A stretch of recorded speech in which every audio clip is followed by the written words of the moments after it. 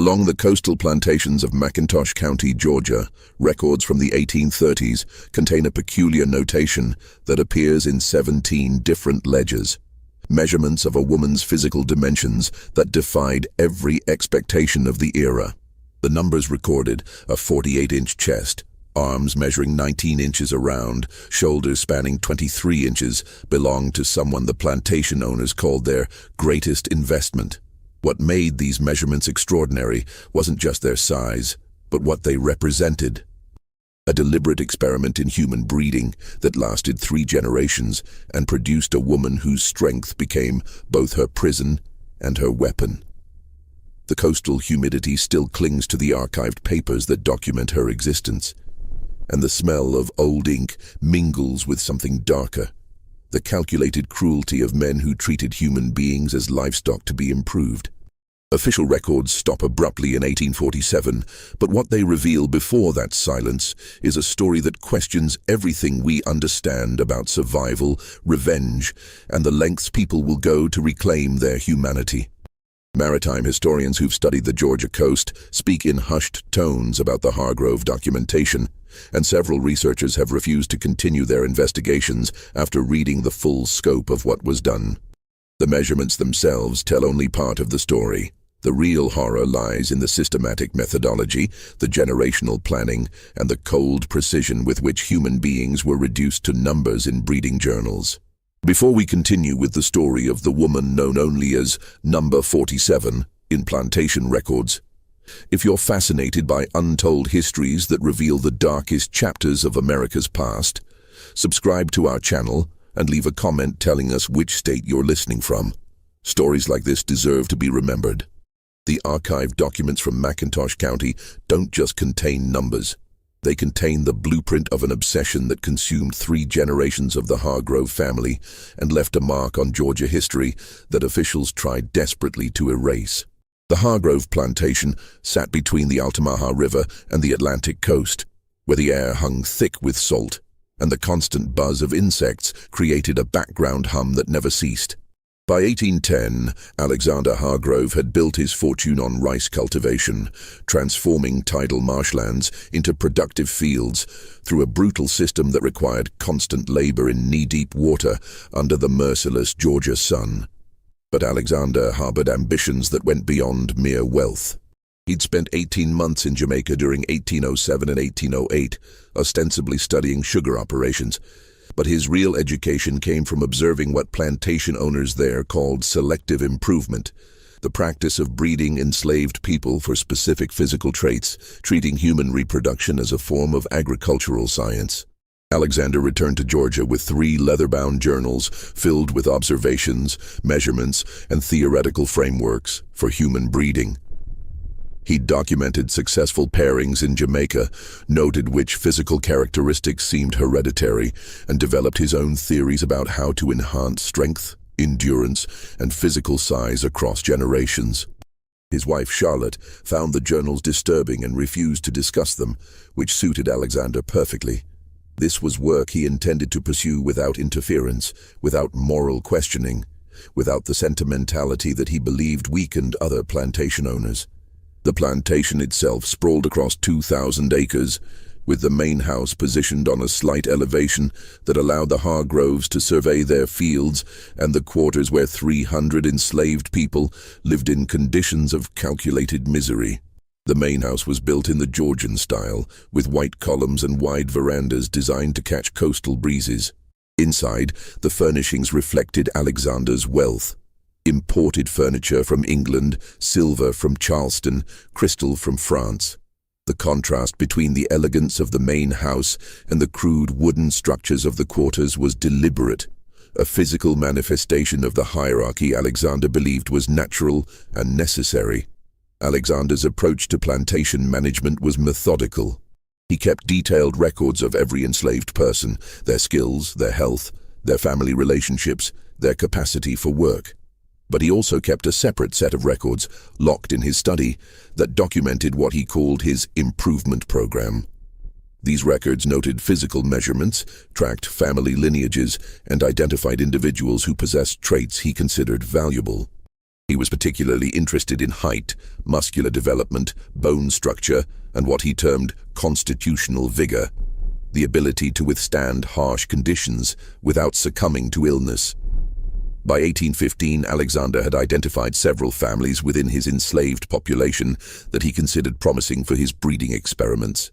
He began controlling who could form partnerships, separating couples who didn't meet his criteria and forcing unions between people he believed would produce children with desired traits.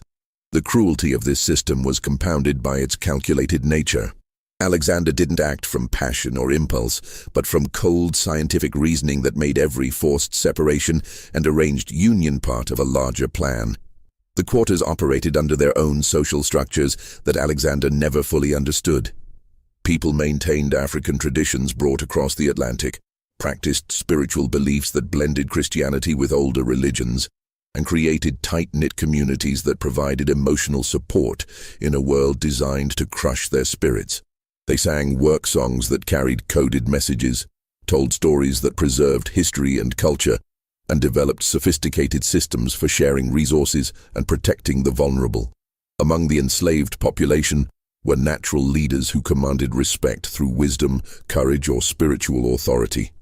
One such person was a woman named Zena, elderly by the standards of the time at 53, who served as a midwife and healer. Zena had been born in West Africa and survived the Middle Passage as a child. She remembered freedom, and she kept that memory alive by teaching younger generations about their heritage, about dignity, about the fact that their current condition was not natural or inevitable, but imposed by force. Zena watched Alexander's breeding program with growing alarm. She'd delivered babies for 2 decades, and she'd seen families torn apart when children didn't develop according to Alexander's expectations. She understood what he was trying to do, create a line of enslaved people who would be more valuable, more productive, and therefore more thoroughly trapped in bondage. Her opposition to this program was both practical and spiritual. She believed that controlling human reproduction in this way violated natural law and invited consequences that Alexander couldn't foresee. But Zena had no power to stop Alexander Hargrove. She could only document what she witnessed, passing information to people she trusted, creating an oral history that would preserve the truth, even if official records were destroyed. She taught younger people to remember names, dates, and details, transforming memory into a form of resistance against a system that wanted to erase individual humanity. Alexander's son, Marcus Hargrove, was born in 1802 and raised in an environment where his father's breeding program was simply part of plantation management. Marcus never questioned the morality of treating people as livestock. It was the only system he knew, and his father presented it as enlightened agricultural science rather than systematic dehumanization. By the time Marcus was 15, he was accompanying his father on inspections of the quarters, learning to evaluate people with the same clinical detachment Alexander used, seeing human beings as investments to be optimized. Marcus inherited both the plantation and the obsession in 1825, when Alexander died from a fever that swept through the coastal region. Marcus was 23, newly married to a Savannah merchant's daughter named Elizabeth, and determined to prove himself worthy of his inheritance. He'd spent his adolescence studying his father's journals, and he believed he could improve upon Alexander's methods by applying even more systematic observation and record-keeping. Marcus expanded the breeding program significantly. Where Alexander had focused on a few families, Marcus cast a wider net, evaluating the entire enslaved population and identifying multiple family lines for selective breeding.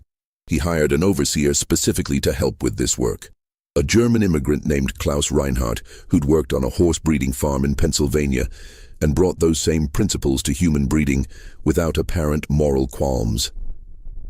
Reinhardt kept a leather-bound journal where he recorded measurements, work capacity, and physical development with meticulous attention to detail. His handwriting was beautiful, almost artistic, a stark contrast to the horror of what he was documenting. He measured children starting at age 3, tracking their growth patterns, noting which ones showed early signs of strength or size. He evaluated adults for breeding potential, matching people based on physical characteristics rather than their own choices or feelings. His journal entries read like livestock records. Male 23, height 6'2", chest 44, suitable for pairing with female 17, or female 19, produced male child measuring 22 at birth, above average, continue monitoring. Life in the quarters operated under constant surveillance. People lived in wooden structures that measured approximately 12 by 14 feet and housed entire families. The buildings leaked during the frequent coastal rains and baked during summer months, when temperatures regularly exceeded 95 degrees with humidity that made breathing feel like work. They slept on rough wooden pallets covered with corn shuck mattresses, wore clothing made from coarse Osnaburg fabric that chafed their skin, and received rations calculated to provide just enough calories to maintain work capacity without improving overall health. The work itself was brutal. Rice cultivation required constant labor in standing water, which created ideal conditions for mosquitoes that spread malaria and yellow fever. Workers spent hours bent over in flooded fields, their hands cut by sharp rice stalks, their bodies exposed to sun that caused heat exhaustion and heat stroke.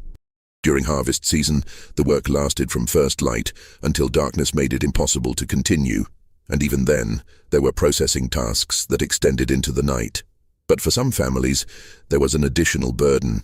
They were part of the Hargroves breeding program, their reproductive lives controlled as carefully as their labor. Women were monitored for pregnancy, examined by Reinhardt to ensure healthy development, and separated from partners if pregnancies didn't occur within expected timeframes. Children born into the program were evaluated constantly, their bodies measured and documented, their every developmental milestone recorded in Reinhardt's journals. The coastal region had developed its own distinct culture among the enslaved population. Many had Gullah Geechee heritage, maintaining linguistic patterns that blended African languages with English, creating a dialect that their overseers struggled to understand. They cooked traditional foods, okra, rice dishes, fish from coastal waters, maintaining culinary traditions that connected them to African roots. They created art through basket weaving, using sweetgrass and palmetto fronds to make intricate patterns that carried symbolic meanings. They maintained spiritual practices that incorporated African beliefs, using music, dance, and ritual to preserve cultural identity. Among this population was a family that would become central to Marcus Hargrove's greatest experiment. The woman known in plantation records as Dinah stood nearly 6 feet tall, unusual for any woman of the era, but particularly notable in a population where poor nutrition typically stunted growth. She'd been born on the plantation in 1800, making her 25 when Marcus inherited the property. Dinah worked in the rice fields, and overseers noted her capacity for heavy labor, her resistance to common illnesses, and her unusual physical strength. Her partner, listed only as Big Tom in plantation records, measured 6 feet 4 inches and possessed extraordinary strength that made him valuable for tasks requiring brute force. Tom had been purchased from a Virginia plantation in 1823, separated from his family as part of a debt settlement. He'd arrived at the Hargrove plantation angry and grieving, but he'd found in Dinah someone who understood loss, and together they'd built a relationship that provided emotional anchor in a world designed to prevent exactly that kind of human connection. Marcus Hargrove saw Dinah and Tom and envisioned the future of his breeding program. He believed that pairing two people with such pronounced physical characteristics would produce children who inherited the best traits of both parents. He approved their union, one of the few times enslaved people's own choices aligned with plantation management's breeding decisions, and he waited with keen anticipation for results that would validate his theories. On a March morning in 1826, as dawn light filtered through the cracks in the quarter's birthing room, Dinah went into labor. The birthing room was a cramped space, barely 10 feet square, with a dirt floor covered by straw and walls that had been whitewashed years earlier, but now showed stains from countless previous births. The air inside was stale and heavy, thick with the smell of sweat and the metallic scent of blood. Zena attended the birth, along with 2 younger women who were learning midwifery skills, and they moved around Dinah with practiced efficiency, bringing water from the well, preparing cloths, murmuring encouragement in Gullah-inflected English that carried the rhythms of African languages. Labor lasted through the morning and into early afternoon. Dinah bore the pain with remarkable stoicism, gritting her teeth and breathing through contractions while Zena monitored progress and offered what comfort she could. The other women in the quarters knew what was happening. Word had spread that Dinah was delivering, and many found excuses to pass near the birthing room, offering silent support through proximity, even though they weren't allowed inside during the actual delivery. The baby arrived just after 2 in the afternoon, emerging into Zena's experienced hands with a cry that was notably vigorous. Zena cut the umbilical cord with a blade she'd sterilized over fire, tied it off with practiced motions, and handed the infant to one of her assistants for cleaning while she attended to Dinah, ensuring the afterbirth delivered completely and checking for complications that frequently made childbirth deadly for enslaved women who received no professional medical care.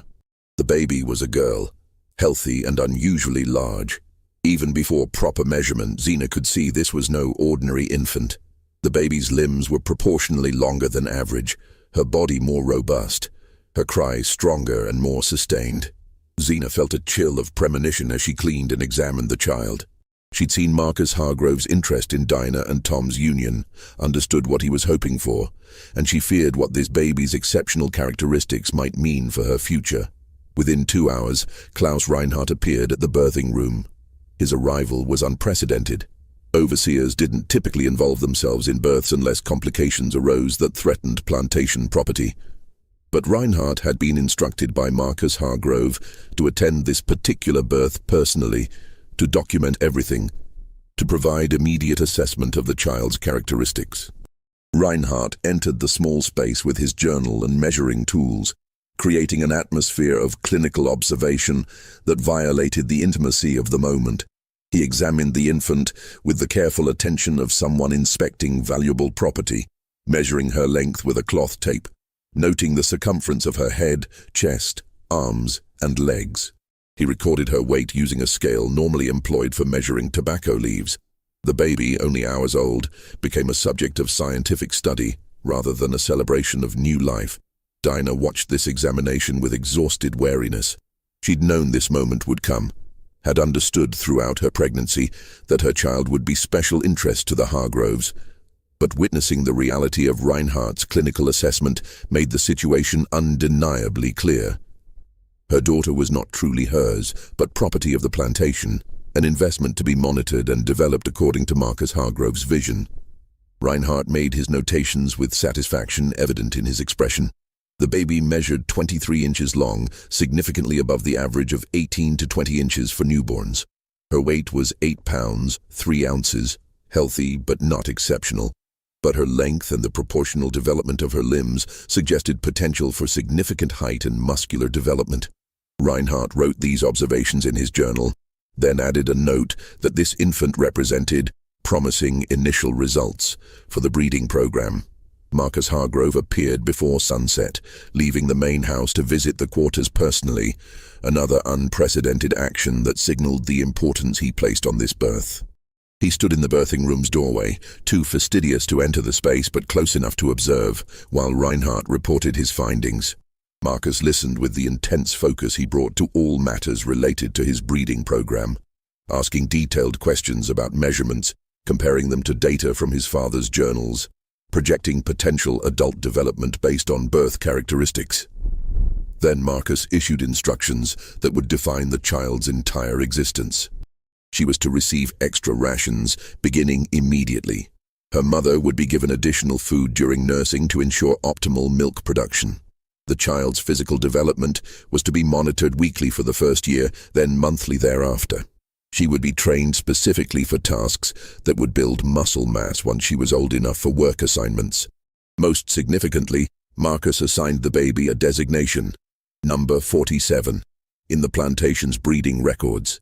The number referred to her position in a numbered list of children born into the breeding program, a cold bureaucratic designation that reduced a human being to data in a ledger. Dinah wanted to name her daughter Sarah, after her own grandmother, who'd been born in Africa and maintained fierce dignity until her death. It was a small act of humanity, an assertion that this child was a person with identity and heritage, not merely experimental property. But the name Sarah never appeared in official plantation records. To Marcus Hargrove, Klaus Reinhardt, and the administrative apparatus of the plantation, the baby was simply 47, a number representing investment, expectation, and the validation of theories about human breeding. The extra food rations created immediate complications in the quarters. Food was already scarce, distributed in carefully measured amounts designed to maintain work capacity without promoting health or strength. Now Dinah and her infant received portions of salt pork, cornmeal, and beans that exceeded standard rations, taken from the same limited supply, meant to feed 300 people. Some resented this special treatment, seeing it as favoritism that came at their expense. Others understood it was a poisoned gift. The extra food came with strings attached, with expectations and control that would make the child's life a different form of hell than the starvation that characterized most enslaved people's existence. Zena tried to help Dinah navigate this situation. She advised discretion, suggested sharing some of the extra food with others to build community support rather than resentment. She warned that the child would face unique challenges as she grew, would need the community's protection and solidarity, and alienating people through perceived privilege, even involuntary privilege imposed by owners, would make survival harder. Dinah listened to this advice and tried to follow it. She shared what she could, maintained relationships with other women in the quarters, and tried to raise her daughter with some semblance of normal childhood, despite the constant surveillance and measurement that characterized every stage of the girl's development. As baby 47, whom Dinah called Sarah in private moments, grew through her first year, the differences became increasingly apparent. By 3 months, she was noticeably larger than other infants her age. By 6 months, she was pulling herself up and showing unusually strong grip strength. By her first birthday, she was walking steadily and displaying coordination that typically developed later. Reinhardt documented everything. His journal entries during this period read like livestock breeding records. Subject 47 at 6 months shows 15% greater muscle mass in arms compared to average, superior grip strength noted during examination. Mother continues healthy. Milk production adequate. Recommend maintaining enhanced rations through weaning period. Or subject 47 at 10 months demonstrates advanced motor development, walking without assistance as of October 3, 1826. Father's height genetics apparently expressed, projecting adult height 6'ing to 6'3". Muscle attachment points suggest capacity for significant strength development. Marcus Hargrove read these reports with deep satisfaction. His breeding program was producing exactly the results he'd hoped for, validating years of theory and planning. He began thinking about the next generation, about which male children in the program would be appropriate matches for Subject 47 when she reached breeding age. He made notes in his own journals, projecting timelines, anticipating outcomes, treating the far future of a 1-year-old baby as already determined and mapped. The quarters watched Sarah's development with mixed feelings. Some saw her as evidence that resistance was futile. The Hargroves could literally breed people for their purposes, controlling not just labor but biology itself. Others saw her as a potential source of pride, proof that enslaved people could be strong and exceptional even in bondage. A few, including Zena, feared what would happen when Sarah became fully aware of what she was being made into, what she represented, and what her future held. By age 2, Sarah was speaking in full sentences, demonstrating intelligence that matched her physical precocity. She absorbed the language of the quarters, learning both standard English and the Gulagichi dialect that was still widely spoken. She learned songs that carried coded messages, heard stories about ancestors and Africa, and absorbed the culture of resistance that permeated enslaved communities even under constant surveillance. But she also became aware of being different. Other children her age were smaller, less strong, less constantly observed. Sarah noticed Reinhardt measuring her, noting how other adults watched her with a mixture of pride and concern. She began to understand, in the intuitive way children grasp complex situations without fully comprehending them, that she was special, but that this specialness was not entirely positive.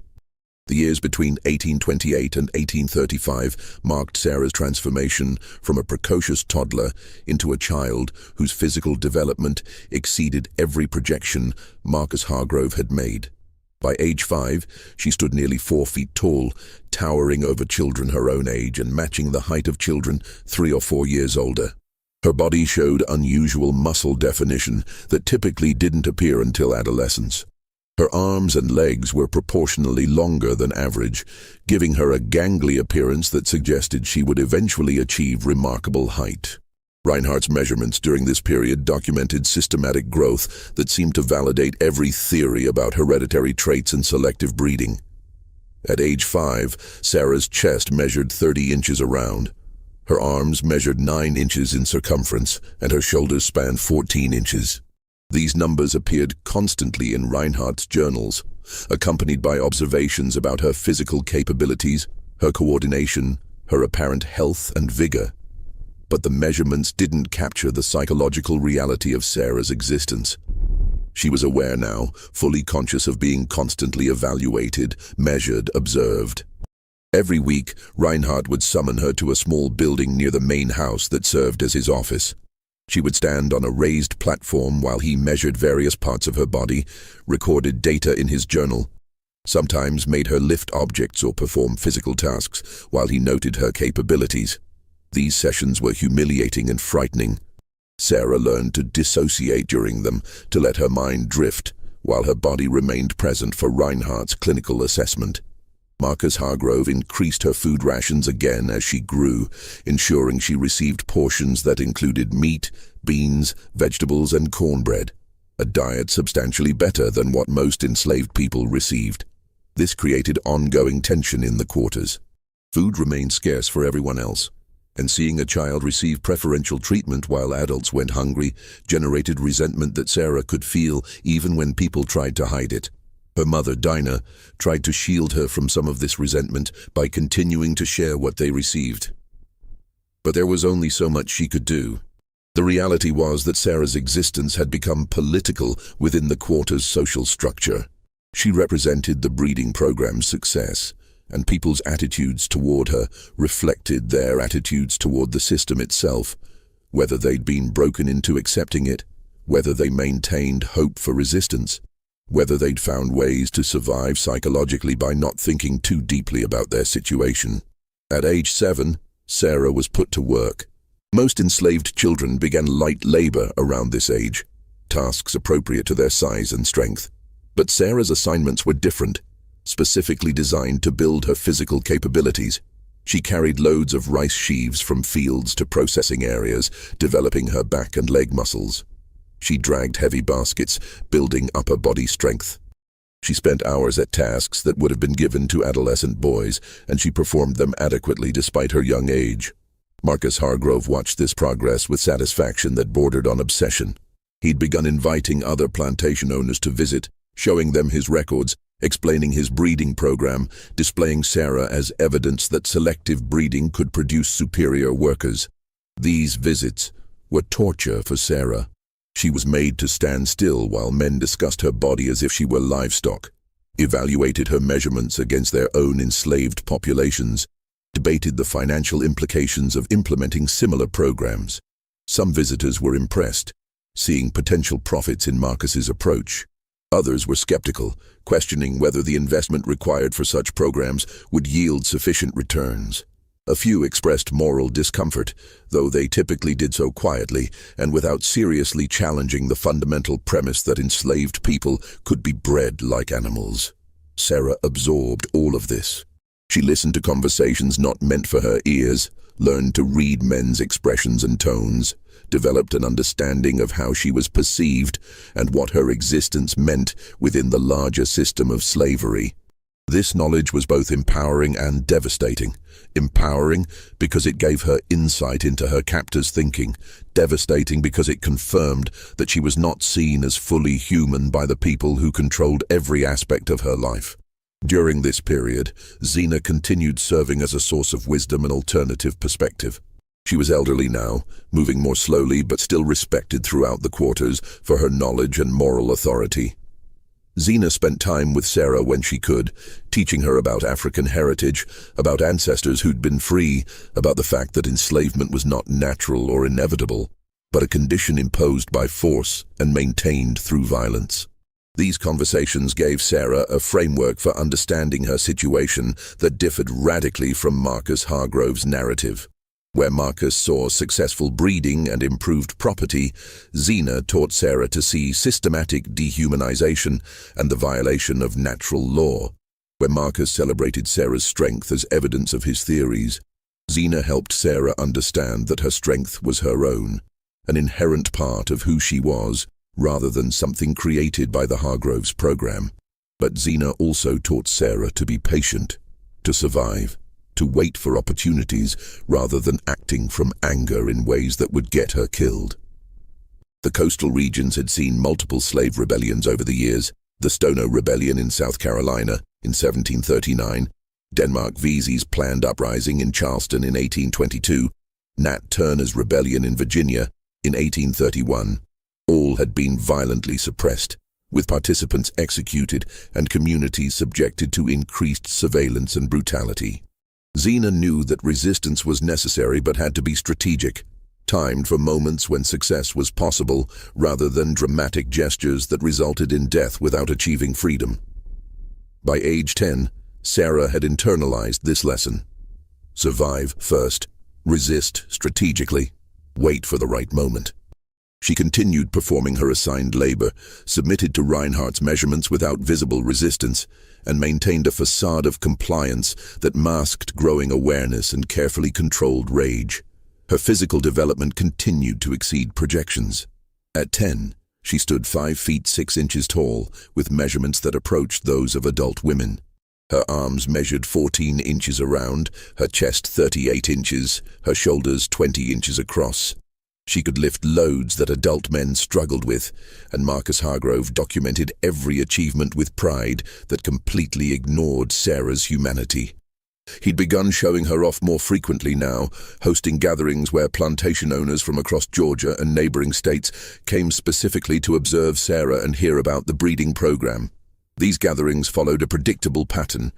Marcus would lecture about his methods and theories, Reinhardt would present documented measurements and development timelines, and then Sarah would be brought out to demonstrate her strength.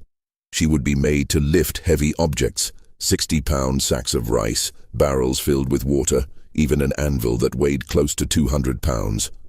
She would be made to stand still while men walked around her, examining her musculature, discussing her body as if she weren't present.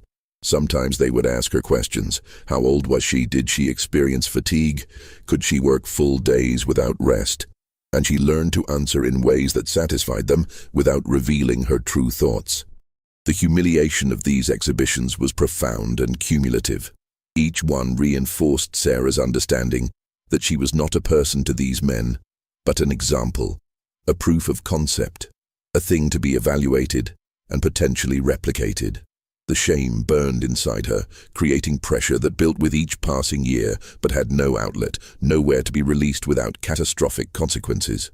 During private moments with her mother, Sarah sometimes let this pressure show. She would cry from frustration and rage, would question why this was happening to her, would express desperate wishes for escape or revenge. Dinah held her during these moments, provided what comfort she could. But she also reinforced Zena's lessons about patience and survival. Dinah knew that Sarah's strength made her valuable, and valuable property was watched too closely to escape easily. Any attempt at running would fail, and the punishment would be severe. So Sarah learned to mask her emotions, to present a blank face to the world while fury built inside her like steam in a sealed container. She learned to dissociate during the exhibitions, letting her mind drift to other places, while her body remained present for the spectator's evaluation. She learned to survive psychologically in a situation designed to break her spirit, without damaging the physical strength that Marcus Hargrove prized. By age 12, Sarah's measurements exceeded those of most adult women and many men. She stood 5 feet 11 inches tall, with a chest measuring 42 inches, arms measuring 17 inches around, and shoulders spanning 22 inches. Her physical strength was extraordinary. She could lift over 300 pounds, could work continuously for hours without apparent fatigue, and showed no signs of the health problems that plagued many enslaved people who suffered from poor nutrition and constant disease exposure. Marcus Hargrove commissioned a traveling artist to paint Sarah's portrait. The artist, a man named Benjamin Crawford from Charleston, spent 3 days on the plantation in September 1838, sketching Sarah from multiple angles before creating a formal oil painting. Crawford positioned Sarah in profile, emphasizing her muscular development with lighting that highlighted the definition of her arms and shoulders. The painting was technically accomplished but deeply dehumanizing. It portrayed Sarah as a specimen rather than a person, focusing entirely on physical attributes while erasing any hint of her inner life or emotional reality. The finished portrait hung in Marcus Hargrove's study, where he brought visitors specifically to view it. He would stand before the painting and lecture about his breeding program, using Sarah's image as evidence that human beings could be systematically improved through careful selection of breeding pairs. The painting became famous in certain circles, discussed at gatherings of plantation owners, referenced in private correspondence about agricultural innovations. Sarah saw the painting once, when Reinhardt brought her to Marcus's study for some measurement-related discussion. The sight of her own image reduced to decoration in Marcus Hargrove's private space, displayed for his pride and other men's education, created a moment of such intense humiliation and rage that Sarah had to leave the room quickly, fearing she would lose control and attack someone. That image, herself as object, as property, as proof of Marcus Hargrove's theories, became fixed in her mind as a symbol of everything she was being made into against her will. The years between 1838 and 1843 marked Sarah's final transformation from adolescent into adult, and the changes in her body exceeded even Marcus Hargrove's most optimistic projections. By age 15, she'd reached her full height of 6 feet 1 inch, making her taller than virtually every man on the plantation, and certainly taller than any woman. Her physical development created a presence that was impossible to ignore. When Sarah entered a space, she dominated it simply through size and strength. Her measurements during this period documented systematic muscular development that Reinhardt described in his journals as unprecedented in female subjects and remarkable even compared to male workers selected for strength. At 18, Sarah's chest measured 48 inches around, her arms 19 inches in circumference, her shoulders spanning 23 inches, and her thighs measuring 28 inches around. These numbers appeared in countless journal entries, always accompanied by Reinhardt's observations about work capacity, physical capabilities, and breeding potential. But numbers couldn't capture what it meant to inhabit Sarah's body, to possess strength that should have been empowering but instead made her more thoroughly trapped. She understood by now that her physical capabilities were the very reason she would never be free. She was too valuable to Marcus Hargrove, financially yes, but more importantly as validation of his life's work, proof that his theories were correct, evidence that his breeding program succeeded. Marcus's obsession with Sarah had intensified as she'd grown. He spoke about her constantly to visitors, wrote about her in letters to other plantation owners, and maintained detailed projections about her future breeding potential. He'd already identified several male children in the program who would be appropriate matches when they reached maturity, planning Sarah's reproductive life years in advance with the same cold calculation he'd used selecting stud horses. Sarah was aware of these plans. Information moved through the quarters in complex ways. Household staff overheard conversations in the main house and shared them. Field workers noticed which children received extra attention from Reinhardt. People pieced together the larger picture from fragments of information. Sarah knew that Marcus intended to breed her, to use her body to produce the next generation of his experiment, and the knowledge sat inside her like poison, corroding any sense of hope or future that she might have tried to maintain. During this period, Sarah was assigned to the rice mills, massive structures where harvested rice was processed through a series of steps that required constant heavy lifting. Workers carried 60-pound sacks of rice from storage areas to processing stations, lifted the sacks onto tables for sorting, then carried processed rice to wagons for transport. The work was brutal for anyone. For Sarah, it became a daily demonstration of the strength Marcus Hargrove had spent her entire life developing. She worked alongside men, many of whom were chosen for field work specifically because of their size and strength. Sarah outperformed most of them. She could carry heavier loads, work longer hours without rest, maintain pace that left others exhausted. The men she worked with had complex reactions to this. Some respected her abilities, others felt threatened or emasculated. Most understood that her strength was both impressive and tragic, evidence of what the system could do to people when it treated them as breeding stock rather than human beings. The mills were places of constant danger. The machinery, giant mortars and pestles powered by treadmills and water wheels, could crush hands or arms if workers weren't careful. The dust from rice husks filled the air, making breathing difficult and causing lung problems for people who worked there for years. The heat was oppressive, with temperatures inside the mills often exceeding 100 degrees during summer months. Sarah worked in these conditions from age 15 through age 18.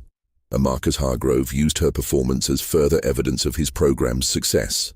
He brought visitors to observe her working, pointing out how she handled loads that required 2 men to lift, how she maintained pace throughout long days, how she showed no signs of the health deterioration that affected other mill workers.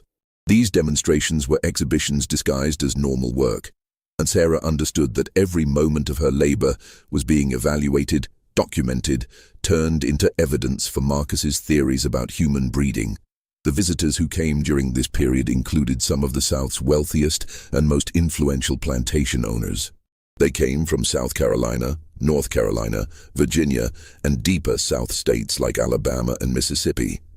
They toured the plantation with Marcus, examined his records, and always ended with observations of Sarah working in the mills. Their reactions ranged from impressed to skeptical to disturbed, but most saw potential financial applications if the breeding program's principles could be replicated on their own plantations. One visitor during the summer of 1842 was particularly significant. A Louisiana plantation owner named Charles Dupree, who operated a massive sugar operation near New Orleans. Dupree had heard about Marcus Hargrove's breeding program through correspondence with other plantation owners, and he'd traveled to Georgia specifically to see Sarah and evaluate whether the program's claims were legitimate. He spent 4 days on the plantation, examined Reinhardt's journals in detail, interviewed Marcus extensively about his methods, and observed Sarah working in the mills for extended periods. Dupree was impressed. He saw Sarah as proof that human beings could indeed be selectively bred for desired characteristics, and he believed that applying similar methods on his Louisiana plantation would yield significant economic benefits. Sugar cultivation was even more brutal than rice farming, requiring enormous physical strength for cutting cane, hauling loads, and operating processing machinery. Workers who were stronger, more resilient, and capable of sustained heavy labor would be enormously valuable. On the evening of Dupree's final day, he made Marcus Hargrove an offer. He would purchase Sarah for $5,000, an extraordinary sum that reflected both her demonstrated capabilities and her potential for breeding the next generation. Dupree explained his vision. He would pair Sarah with the strongest male workers on his Louisiana plantation, monitor the resulting children, and potentially develop his own line of specially bred workers that would make his sugar operation the most productive in the region. Marcus's initial reaction was refusal. Sarah represented 17 years of careful work, the culmination of his father's theories and his own refinements. Selling her would mean abandoning the program or starting over with younger subjects who would take decades to develop. But $5,000 was an enormous sum, more money than Marcus had ever been offered for any enslaved person. The offer forced him to consider questions he'd avoided. Was Sarah more valuable as a symbol of his success or as liquid capital that could be invested in expanding his operations? He asked Dupree for time to consider, and Dupree agreed, returning to Louisiana with the understanding that Marcus would send word within a month about whether he accepted the offer. Sarah learned of the potential sale through the household staff, enslaved people who worked in the main house, and overheard the negotiations between Marcus and Dupree. The news spread through the quarters in whispers, passed from person to person until everyone knew that Sarah might be sold away from Georgia, separated from her family and community, sent to Louisiana to become the foundation of another man's breeding program. The reaction in the quarters was mixed. Some saw the sale as an opportunity for Sarah. Louisiana was further from Marcus Hargrove's control, and perhaps she would find ways to escape or resist that weren't possible in Georgia. Others understood that the sale would simply transfer her to a different form of bondage, with no guarantee of better conditions and the certainty of losing the only community she'd ever known. For Sarah, the news was devastating. She'd endured 17 years of systematic dehumanization by holding on to connection with her mother, with Zena, with the community that had raised her. The thought of being torn away from these bonds, isolated in Louisiana with no one who knew her history or cared about her beyond her breeding potential, created a desperation she'd never felt before. She spent a night in the quarters talking with her mother and Zena, trying to understand what options existed. Dinah was in tears, holding Sarah and expressing helpless fury at a system that could tear families apart on economic whim. Zena was more pragmatic, though no less sorrowful. She explained that if the sale went through, Sarah would have to find new allies in Louisiana, would have to rebuild community connections, would have to survive and wait for opportunities to resist. But Zena also said something that planted a seed in Sarah's mind. "You're stronger than any of them, Eve. Stronger than the overseers, stronger than Marcus Hargrove, maybe stronger than several men combined. They've given you this strength, thinking it makes you more valuable to them, but strength can be used for other purposes. Remember that." Those words, "strength can be used for other purposes," echoed in Sarah's thoughts for days. She'd spent her entire life being told that her strength existed to serve the Hargroves' interests, to make their plantation more profitable, to validate their theories about human breeding. But what if her strength could serve different purposes? What if the very capabilities they'd built into her could be turned against the system that had created them? She began thinking differently about her situation. She began observing the plantation's operations with new attention, noticing vulnerabilities, understanding how dependent the entire system was on enslaved people's cooperation. She began having quiet conversations with people she trusted, testing ideas, gauging whether others would support action if opportunities arose. The late summer of 1842 brought news that complicated everything. Marcus Hargrove had agreed to sell Sarah to Charles Dupree. The sale would be finalized after the rice harvest concluded in October, giving Marcus time to ensure maximum profit from the growing season before losing Sarah's labor. The price was $5,000, and the terms specified that Sarah would be transported to Louisiana immediately after payment, with no delay that might allow her to escape or create problems. Sarah had approximately 2 months to decide what she would do. The period between learning of the sale and its scheduled completion became a crucible for Sarah, a time when every decision carried weight that would determine not just her future, but potentially the futures of others in the quarters. She couldn't sleep more than a few hours each night, her mind constantly working through possibilities, evaluating options, trying to find some path forward that didn't end in death or worse conditions than she already endured. The first decision she made was to start training others. She'd spent 17 years building strength through work, and through the extra rations Marcus Hargrove provided. She understood how to develop physical capabilities, and she began sharing this knowledge in the early morning hours before work assignments began. She would gather small groups, never more than 4 or 5 people at a time to avoid suspicion, and teach them exercises that built strength, techniques for lifting heavy loads efficiently, ways to increase endurance. She presented this training as practical, as methods for making the brutal work slightly more bearable by being physically stronger. But her real purpose was to create a group of people who would be capable of physical resistance if opportunities arose. She was preparing for possibilities she couldn't fully articulate yet, building capacity for action, while understanding that the moment to act might never come. The people she trained responded with varying levels of enthusiasm. Some understood immediately what Sarah was really doing and committed themselves fully to the training. Others participated but remained skeptical that anything could actually be done against a system backed by overwhelming force and legal authority. A few refused entirely, too frightened of consequences or too broken by years of bondage to imagine that resistance was possible. Among those who committed fully was a man named Isaac, 32 years old, who'd been born on the plantation and worked as a field hand. Isaac had watched Sarah's development over the years with a mixture of awe and sorrow, understanding that she was both extraordinary and trapped. He'd lost his own wife and children when Marcus Hargrove sold them to an Alabama plantation in 1839 to settle a debt. and the loss had left him with nothing to lose, making him willing to take risks that others avoided. Isaac became Sarah's closest ally during this period. He helped recruit others for the training sessions, provided strategic thinking about how resistance might work if it came to that, and offered emotional support to Sarah as she navigated the psychological burden of planning something that could get everyone killed. Another key figure was a woman named Esther, 28 years old, who worked in the main house as a cook. Esther's position gave her access to information that field workers never heard. She overheard conversations between Marcus and Elizabeth Hargrove, listened to discussions with visitors, and noticed documents left visible in Marcus's study. She passed this information to Sarah whenever possible, creating an intelligence network that helped Sarah understand exactly what was being planned and what vulnerabilities might exist.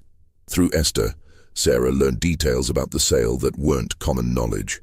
Charles Dupree had paid half the purchase price up front, with the remaining $2,500 to be paid upon Sarah's delivery to Louisiana. Marcus had hired professional slave catchers to transport Sarah, men known for brutal efficiency in preventing escape attempts during transfers. The transport was scheduled for October 28, 1843, immediately following the final rice harvest.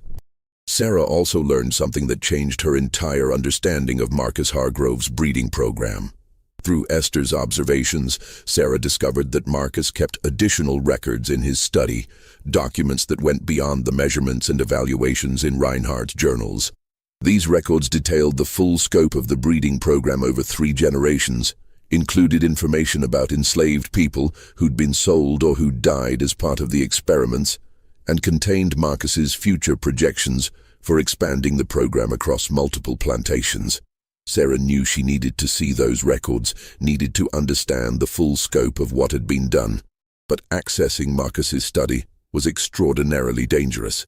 The main house was off limits to field workers, and any enslaved person found there without legitimate reason would face severe punishment. Still, the knowledge that those records existed, that they documented everything Marcus had done, created an obsession in Sarah that matched Marcus's own obsession with breeding. She began planning how to access the study, and this planning required resources and allies she'd been carefully cultivating. She needed someone to create a distraction that would draw household staff and overseers away from the main house. She needed someone who could pick the lock on Marcus's study door, a skill that existed among the enslaved population because people developed whatever abilities helped them survive. She needed people who would serve as lookouts, watching for anyone approaching while Sarah was inside the study. By mid-September, Sarah had assembled a team of 8 people willing to help. Isaac and 3 other field workers, Esther and 2 other household staff members, and an elderly man named Solomon, who'd once been a blacksmith and possessed skills with locks and metal work that made him valuable despite his age. They chose September 22nd for the attempt, a date when Marcus and Elizabeth Hargrove were scheduled to attend a gathering at a neighboring plantation, leaving the main house with reduced supervision.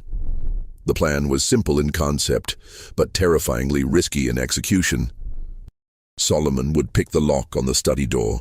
Sarah would enter and examine the records, copying or taking documents that seemed most important, while the others maintained watch and created minor disturbances elsewhere on the plantation that would keep overseers occupied. The day arrived with typical coastal weather, hot and humid, with afternoon thunderstorms rolling in from the Atlantic. The weather actually helped.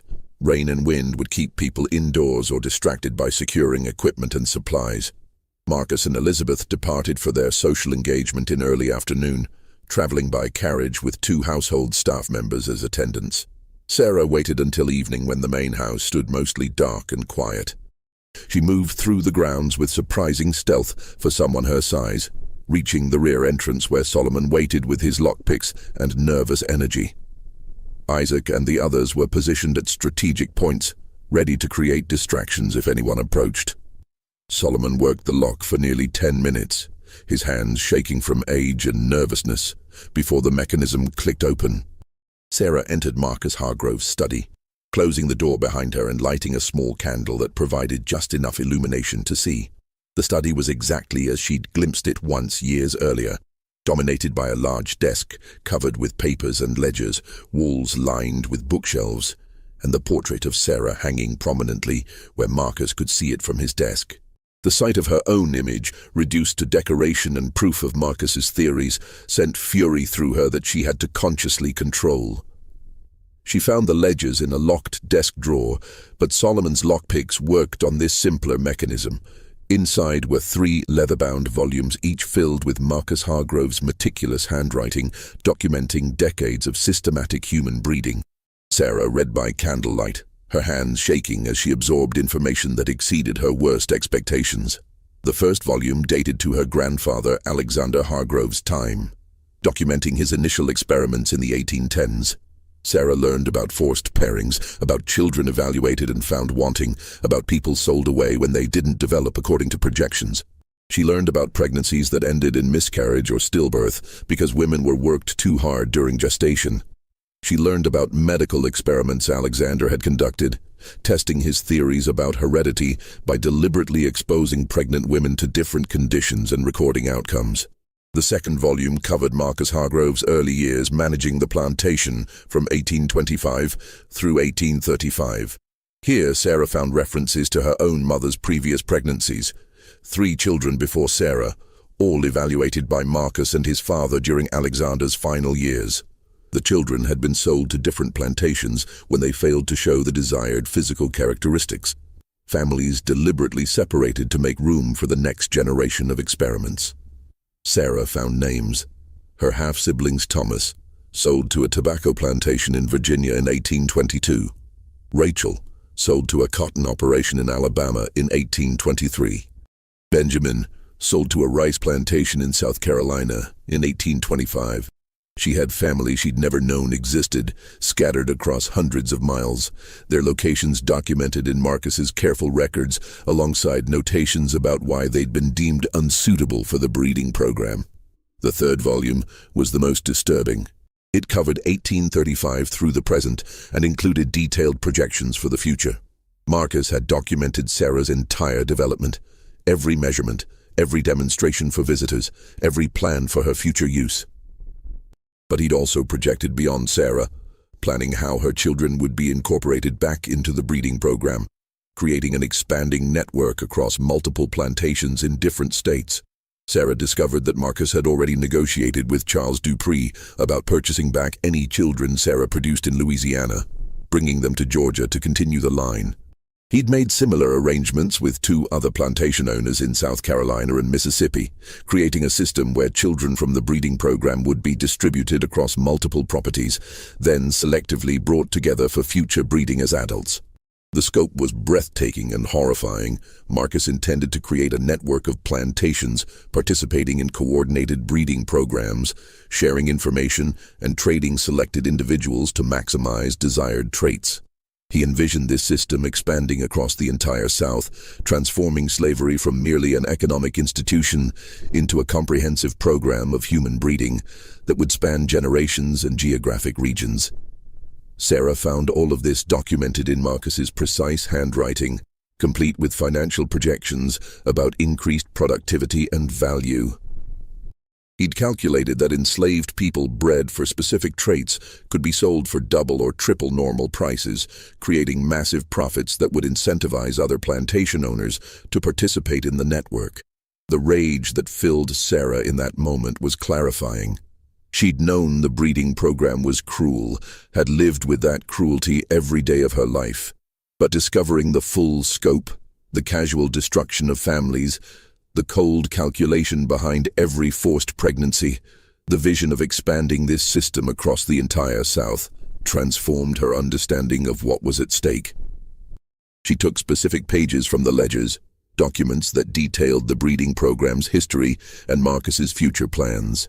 She wanted evidence, wanted documentation that could prove what had been done, even if she didn't survive to tell the story herself. She carefully removed pages while trying to make the damage less obvious, then replaced the ledgers in the drawer and prepared to leave. But as she extinguished her candle and prepared to exit the study, she heard voices outside. Marcus and Elizabeth returning earlier than expected from their social engagement. Sarah had seconds to make a decision. Try to leave through the door and risk being seen, or hide inside the study and hope she wouldn't be discovered. She chose to hide, squeezing herself behind a tall bookshelf in the corner where shadows were deepest. She heard Marcus and Elizabeth enter the main house, heard their voices as they moved through rooms below, and she waited in darkness, with her heart pounding so loud she feared it would give her away. Sarah remained hidden behind the bookshelf for nearly 3 hours, barely breathing, listening to sounds from elsewhere in the house. Marcus and Elizabeth had retired to their bedroom on the second floor, but household staff moved through the building, and Sarah could hear footsteps, voices, doors opening and closing. She couldn't leave without being discovered, and discovery would mean immediate punishment and likely torture to reveal if she'd taken anything or if others were involved. The documents she'd taken were folded inside her clothing, pressed against her body. If she was found and searched, those papers would be discovered and everyone who'd helped her would face consequences. The risk multiplied with every passing minute, but Sarah had no safe way to leave until the household settled completely for the night. Finally, past midnight, the main house became truly quiet. Sarah waited another 30 minutes to be certain, then carefully emerged from behind the bookshelf. Her legs were cramped from hours of remaining motionless, and she moved slowly to restore circulation before approaching the study door. She opened it carefully, checking the hallway beyond. Empty. She moved through the main house like a ghost, using skills she'd developed during years of being observed. She knew how to move quietly despite her size, knew which floorboards creaked, knew how to control her breathing to remain silent. She reached the rear entrance without incident, slipped outside into coastal humidity, thick enough to feel like submersion, and made her way back to the quarters. Isaac was waiting, had remained awake all night watching for her return, and his relief at seeing her was visible even in darkness. "You were there so long," he whispered. "We thought you'd been caught." "They came home early," Sarah replied, her voice tight with residual fear. "I had to hide, but I got what we needed. Isaac, it's worse than we thought. Much worse." Over the following 3 days, Sarah shared what she'd discovered with the group she'd been training. She showed them the documents she'd taken, explained the scope of Marcus Hargrove's breeding program and his vision for expanding it across the South. The reaction was a mixture of horror, rage, and for some a kind of grim vindication. They'd known the system was evil, but having documentary evidence of systematic human breeding, of families deliberately destroyed across decades, of future plans to expand the program, made the evil undeniable and immediate. But knowing the truth created a crisis. What could they do with this information? They were enslaved people with no legal rights, no access to courts or authorities who would listen to them, no way to expose Marcus Hargrove's program through official channels. The only authorities they could potentially reach were other plantation owners who likely shared Marcus's views, or northern abolitionists who were too distant to provide immediate help. Sarah argued that they had to do more than just possess knowledge. They had to act in ways that would disrupt the system, at minimum preventing the sale to Louisiana, ideally creating enough chaos to escape entirely. But escape where? Georgia was surrounded by slave states, and reaching free northern states required traveling hundreds of miles through hostile territory where slave catchers operated, and any black person without papers would be assumed to be a fugitive. The debate among the group lasted 2 days, with people arguing different positions. Some wanted to attempt escape immediately. Others thought escape was impossible and preferred sabotaging the plantation to hurt Marcus financially. A few were so frightened of consequences that they wanted to abandon the entire plan. Sarah let everyone speak, then she made her position clear. She would not be sold to Louisiana. She would rather die fighting than be transported to become the foundation of Charles Dupree's breeding program. If others wanted to join her in resistance, she would welcome their help, but she understood the risks were enormous and didn't judge anyone who chose survival over resistance. Her willingness to die fighting changed the dynamic.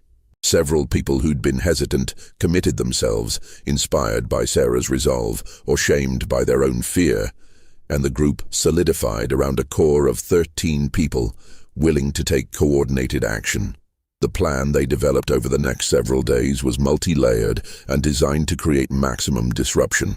They would sabotage plantation equipment in ways that looked accidental, start small fires in fields distant from the quarters, damage the rice mill machinery to prevent processing, and create an atmosphere of escalating disaster that would distract overseers and create opportunities for escape during the chaos. The timing was crucial.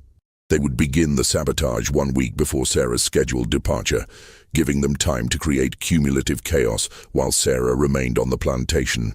If successful, they'd attempt escape during the confusion, with Sarah's strength allowing her to overcome obstacles that would stop others. But Sarah had an additional objective beyond escape. She wanted Marcus Hargrove to understand that he'd created something he couldn't control, that the breeding program hadn't just produced physical strength, but had cultivated rage and intelligence and the capacity for coordinated resistance.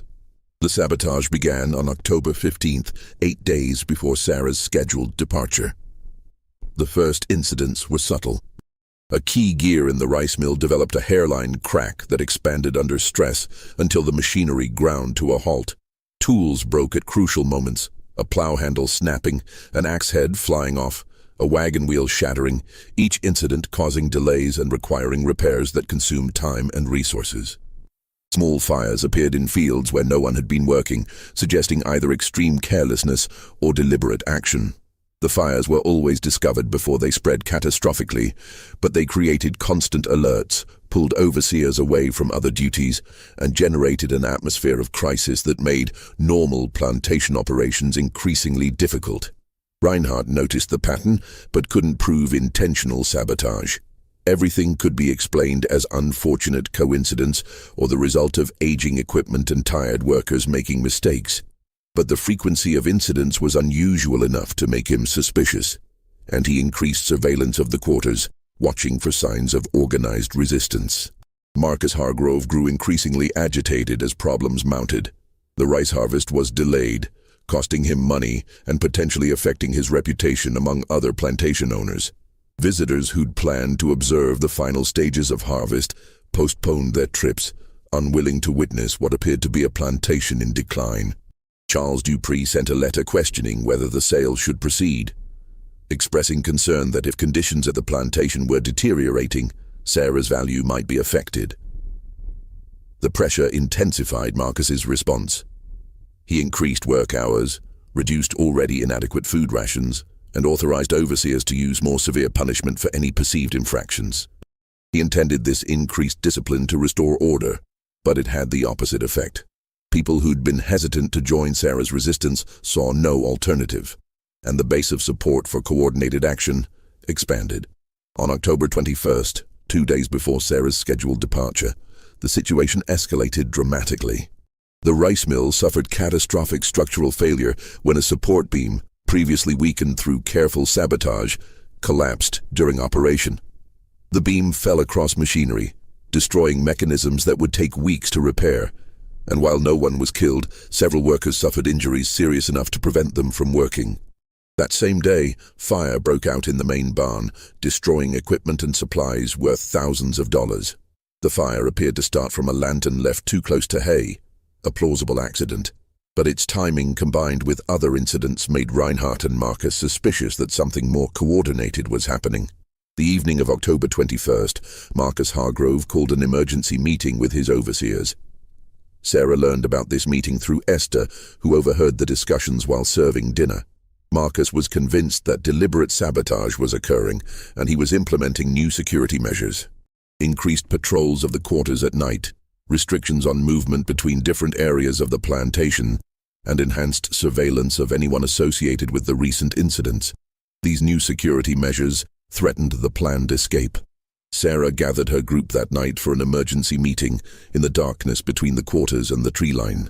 They debated whether to abandon the plan or accelerate it, whether to wait for better opportunities or accept that the current moment might be their only chance. Isaac argued for immediate action. "We've disrupted them enough that they're disorganized, but if we wait, they'll restore security and we'll have no chance. We have to move now, tonight, before their new measures take full effect." Others disagreed, arguing that acting immediately meant abandoning careful planning for desperate improvisation that would likely fail.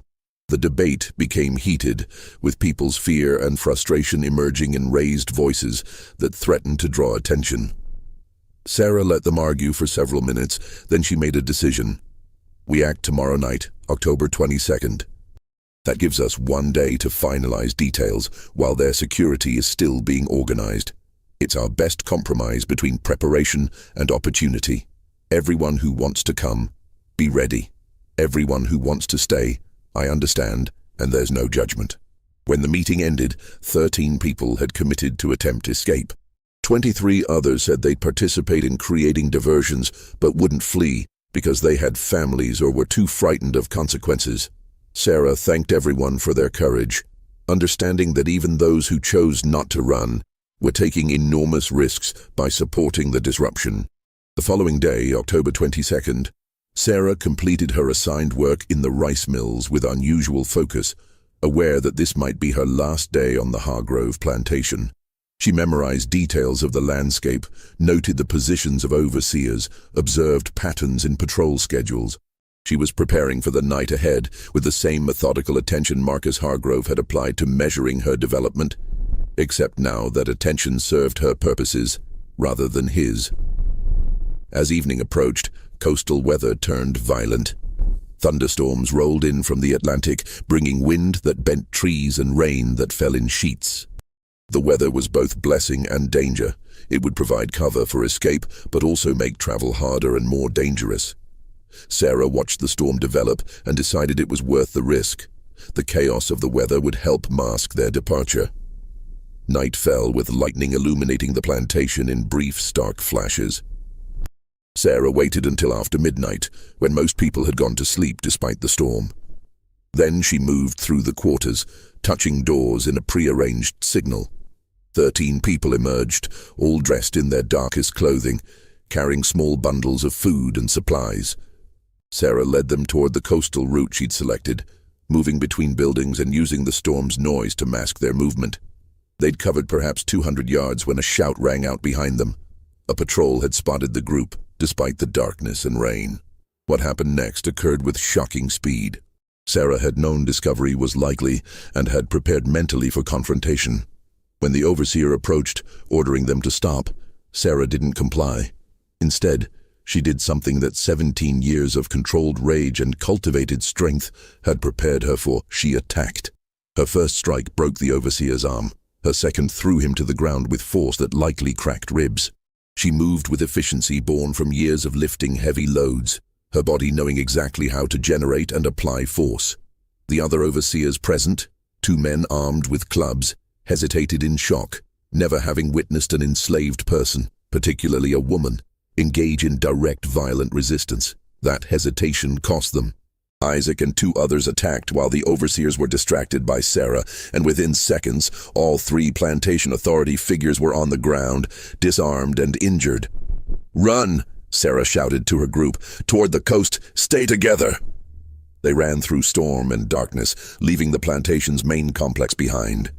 Behind them, alarms were being raised, other overseers being alerted, but they had perhaps a 15-minute head start before organized pursuit could begin. Sarah's plan had been to reach the coastal islands, where the complex geography of maritime forests, tidal marshes, and numerous waterways would make tracking difficult. But reaching the coast required covering 6 miles of open country where they'd be visible once daylight came. They ran through fields and woods, stumbling in darkness, soaked by rain, driven by fear and hope and Sarah's unshakable will. Some struggled to keep pace, and Sarah would fall back to help them, using her strength to literally carry people when necessary, refusing to leave anyone behind. By dawn, they'd reached the coastal marshlands. They could see the islands in the distance, separated from the mainland by wide expanses of tidal creeks and mudflats. Crossing would require wading through water, navigating around deep channels, and timing their movement with tidal patterns. Behind them they could hear sounds of pursuit, dogs barking, men shouting, the organized chaos of slave catchers beginning their hunt. Sarah understood that their brief window was closing, that within hours, professional trackers would be following their trail with dogs and weapons. "Into the water," she commanded. "The creeks will hide our scent from the dogs. Stay close to me and watch for deep channels." They entered the marsh, cold water rising to their waists, mud sucking at their feet. The crossing took 3 hours, during which 2 people nearly drowned in deep channels and had to be rescued by Sarah, whose strength and height allowed her to maintain footing where others couldn't. They reached Sapelo Island exhausted, terrified, but alive. The island offered thick maritime forests that would provide cover, and Sarah led them deep into the interior before allowing anyone to rest. For the next 2 weeks, they survived through foraging, fishing, and constant vigilance. The slave catchers came to the island repeatedly, searching with dogs and systematic sweeps. But the dense vegetation and complex terrain allowed Sarah's group to evade capture through constant movement and careful hiding. But survival required more than evasion. They needed food, they needed information about safe routes north, and they needed resources they couldn't obtain while hiding on an isolated island. Sarah made the difficult decision that some people would have to return to the mainland to gather supplies, knowing this would increase the risk of capture. Isaac volunteered for this mission, along with 2 others. They left on October 30th and never returned. Sarah learned later that they'd been captured within hours of reaching the mainland, and the punishment administered was so severe that one didn't survive. The loss devastated the group. They'd known the risks intellectually, but experiencing the reality of friends captured and brutalized made the danger immediate and personal. Some wanted to surrender, believing that continued resistance would only lead to more deaths. Others were determined to keep fighting, arguing that surrender meant everything they'd sacrificed would be for nothing. Sarah let people make their own choices. One woman, pregnant and terrified for her unborn child, chose to return to the plantation voluntarily, hoping her condition would spare her the worst punishment. Sarah gave her what little food they had and watched her disappear into morning mist without judgment. By early November, 8 people remained with Sarah on Sapelo Island. They were hungry, exhausted, and increasingly desperate. The slave catchers had refined their search patterns, and it was becoming harder to avoid detection. Sarah understood they couldn't stay on the island indefinitely, but she also knew that leaving meant exposing themselves to capture on the mainland. On November 7th, the slave catchers found them. The confrontation happened in a maritime forest near a tidal creek, where Sarah's group had taken shelter for the night. The slave catchers approached at dawn, moving quietly through fog that limited visibility. By the time Sarah's lookout noticed them, escape was impossible. They were surrounded. The lead slave catcher, a man named Robert Ellis, known for brutal efficiency, called out for surrender. He promised that compliance would result in lighter punishment, while resistance would be met with overwhelming force. His men were armed with rifles, clubs, and rope for binding captives. Sarah's response was to attack. She emerged from the trees and charged Ellis directly, moving with speed that shocked men who'd assumed her size would make her slow. She tackled him before he could raise his rifle, her momentum carrying both of them to the ground. Her strength was overwhelming. She pinned him easily, could have killed him with her bare hands. But she chose to disarm and restrain rather than murder. The other slave catchers responded by firing, and chaos erupted in the forest. Sarah's group scattered, some trying to flee deeper into the woods, others joining the fight out of desperation or loyalty. Sarah continued battling Ellis and 2 other men simultaneously, throwing them aside with apparent ease. But bullets were flying, and the slave catchers had numerical advantage. 3 members of Sarah's group fell to gunfire within the first minute. Others were clubbed down as they tried to run. Sarah herself was shot in the shoulder, a wound that would have incapacitated most people, but only seemed to enrage her further. She fought with the accumulated fury of 17 years of dehumanization, of being measured and evaluated, of being reduced to numbers in breeding journals, of knowing that Marcus Hargrove had planned every aspect of her life, including her future children. She broke bones, inflicted injuries that would leave men hospitalized for weeks, and for several terrifying minutes, it seemed possible she might actually win through sheer physical dominance. But there were too many of them, and they had guns. Sarah was shot twice more, beaten with rifle butts, and eventually overwhelmed through the simple arithmetic of multiple men restraining her simultaneously. Even then, it took 7 men to hold her down, and they had to use chains meant for restraining livestock because rope wouldn't hold her. By the time Marcus Hargrove arrived on Sapelo Island later that day, brought by urgent message about the capture, 8 people from Sarah's group were dead or dying. 3 had been captured alive but severely injured, and Sarah herself was chained to a tree, bleeding from 3 gunshot wounds and countless other injuries. Marcus surveyed the scene with an expression that combined fury, satisfaction, and calculating interest.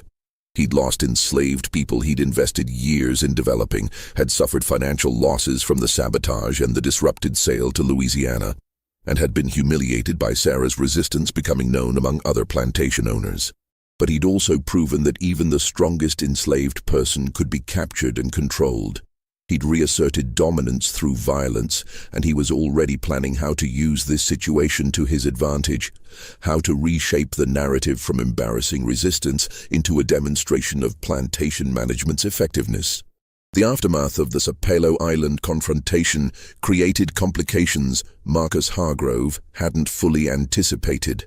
The violence of the capture, the deaths of multiple enslaved people, and the extraordinary circumstances of a woman physically battling professional slave catchers drew attention from neighboring plantations and local authorities. Word spread through coastal Georgia about the incident, and reactions varied widely. Some plantation owners praised Marcus for his efficient response, seeing the capture as proof that even organized resistance could be suppressed. Others questioned what conditions on the Hargrove plantation had sparked such desperate rebellion, wondering if Marcus's breeding program had created instability that threatened the broader social order. A few raised concerns about the financial losses involved, between the dead and injured enslaved people, damaged equipment, and disrupted harvest. Marcus had suffered tens of thousands of dollars in damages. The sale to Charles Dupree collapsed immediately. Dupree sent a brief letter terminating the agreement, citing Sarah's demonstrated violent tendencies and questioning whether she could ever be safely controlled. He withdrew his initial payment and severed all business relationships with Marcus, concerned that association with the incident would damage his own reputation among Louisiana plantation owners. Other potential buyers similarly withdrew interest. Sarah had become infamous rather than valuable, and the publicity around her resistance made her unsellable to anyone concerned about importing trouble onto their own plantations. Marcus faced a difficult decision: what to do with Sarah. He couldn't sell her, but keeping her was dangerous and expensive. She required constant surveillance, secure confinement, and medical treatment for her gunshot wounds that cost money he resented spending on someone who'd caused such enormous losses. He ultimately decided to keep Sarah as a kind of example, a demonstration that resistance would be punished absolutely. He had her wounds treated. Infection would have killed her otherwise, then confined her to a structure he ordered built specifically for her, a cell-like building with heavy wooden walls, barred windows, and a door that locked from outside. She was kept in chains, even inside the cell, her movement restricted to prevent any possibility of escape or violence. Sarah's punishment extended beyond confinement. She was put to work at the hardest tasks on the plantation, always under guard, always chained, always isolated from other enslaved people to prevent her influence from spreading. Her food rations were reduced to minimal survival levels, eliminating the extra nutrition she'd received throughout her life. Marcus intended to break her completely, to transform her from symbol of resistance into warning about resistance's consequences. But Marcus made a critical miscalculation. He kept his journals. Despite everything that had happened, despite Sarah's theft of documents and the clear evidence that his records had been compromised, Marcus couldn't bring himself to destroy decades of careful documentation. He believed the journals were too valuable, representing his life's work in developing the breeding program. He had them bound in new covers, locked them in a reinforced safe in his rebuilt study, and convinced himself they were secure. The main house fire occurred on December 17, 1843, approximately 6 weeks after Sarah's capture. It started in Marcus Hargrove's study during the early morning hours, around 3 a.m., when everyone in the house was sleeping. The fire spread with unusual speed, consuming the study completely and extending into adjoining rooms before household staff could respond effectively. Marcus, his wife Elizabeth, and their 2 children escaped through second-floor windows, suffering smoke inhalation and minor injuries but surviving. 4 enslaved household staff members also escaped, though 2 were badly burned trying to fight the fire before it became clear the house couldn't be saved. The investigation into the fire's cause was inconclusive. The official determination was accidental, likely a lamp left burning that overturned or a spark from the fireplace that caught on papers. But some observers noted suspicious aspects: the fire's unusual intensity, its apparent origin in multiple locations within the study, and the complete destruction of Marcus's office, while other parts of the house showed less damage. No evidence directly connected the fire to any person. Sarah was locked in her cell with guards watching constantly, making it impossible for her to have started it personally. Other enslaved people on the plantation had no obvious opportunity or means to access the main house at that hour. Yet rumors circulated through the quarters about divine justice, about the ancestors watching and taking action, about how fires sometimes start themselves when they're needed. People whispered about the documents Sarah had stolen during her escape attempt, wondering if others had taken similar actions that contributed to the fire's origin or spread. The journals documenting the breeding program burned completely. The safe Marcus had installed proved insufficient protection against a fire that Hawkins sustained. When the ruins cooled enough for investigation, searchers found only ashes and twisted metal where Marcus's life work had been stored. The pages Sarah had stolen during her October 22nd infiltration survived because she'd given them to the pregnant woman who'd chosen to return voluntarily. That woman had buried them in a sealed oilskin pouch in the maritime forest of Sapelo Island, in a location she described to Sarah during their final conversation. Those pages remained hidden for decades, eventually discovered by a freed black man named Augustus Smalls in 1877, who was foraging for roots in the same forest where Sarah's group had hidden 34 years earlier. Augustus turned the documents over to a Presbyterian minister in Savannah who worked with freed people, and that minister recognized their historical significance. The pages eventually made their way into the archives of the Georgia Historical Society, where they remain. 18 pages of Marcus Hargrove's handwriting, documenting 3 generations of systematic human breeding, calculating financial returns from selling children, projecting future expansion of breeding programs across the South. Historians who've studied those pages describe them as among the most disturbing documents to survive from the antebellum period. Not because they describe unusual cruelty, many plantation records document horrific acts, but because they demonstrate the systematic, calculated nature of treating human reproduction as agricultural science. The pages reveal how slavery wasn't merely economic exploitation, but an attempt to control human biology itself, to shape future generations according to profit calculations and theories about heredity. Sarah remained enslaved on the Hargrove plantation until 1851. The years following her capture and the fire were characterized by brutal routine. She worked under constant guard at the hardest tasks, lived in isolation from the community that had supported her, and endured conditions designed to break her will without killing her outright. Marcus never rebuilt the main house to its former grandeur. The fire had cost him enormous sums, coming on top of losses from the sabotage and disrupted harvest. He constructed a smaller, more modest residence and operated the plantation with reduced staff and resources. His breeding program effectively ended with the fire that destroyed his documentation. Without those records, he couldn't track lineages or make informed decisions about future pairings.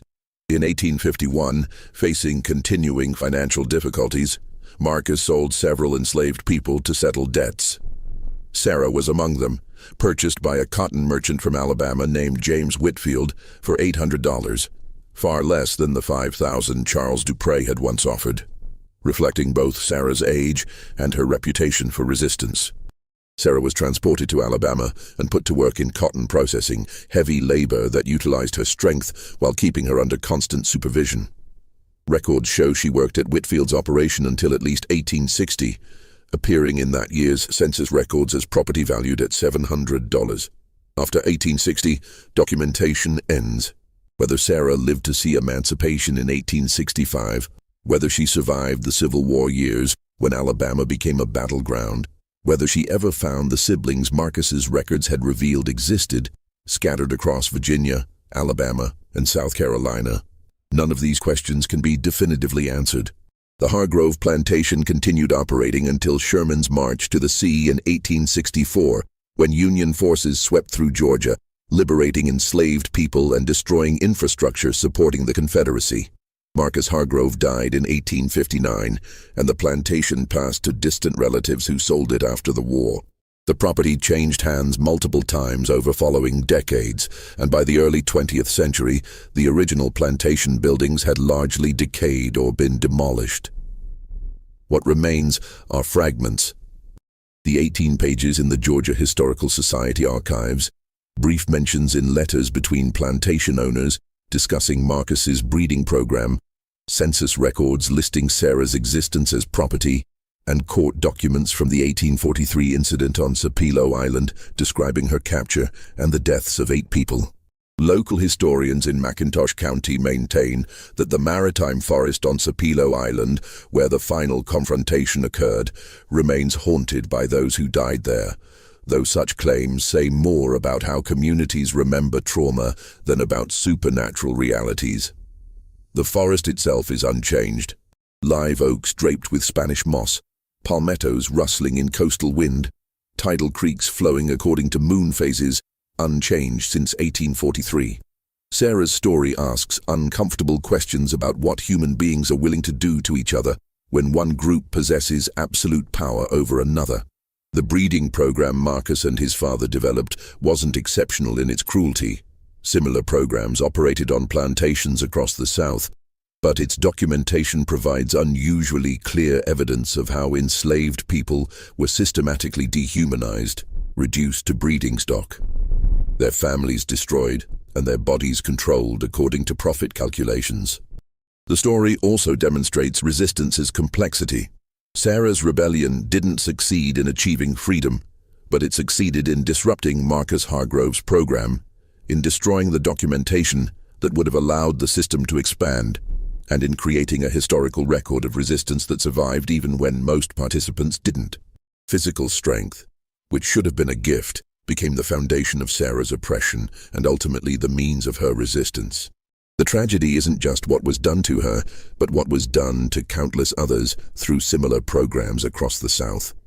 People whose stories were never documented, whose resistance was never recorded, whose names are lost to history except as entries in ledgers valuing them as property. The 18 pages in the archives tell part of the story, but they represent thousands of untold stories, families destroyed, children sold away, reproductive lives controlled, futures planned by people who viewed human beings as livestock to be improved through selective breeding. This mystery shows us that sometimes the most disturbing horrors aren't supernatural but entirely human, the product of systems designed to extract maximum value from people while denying their humanity.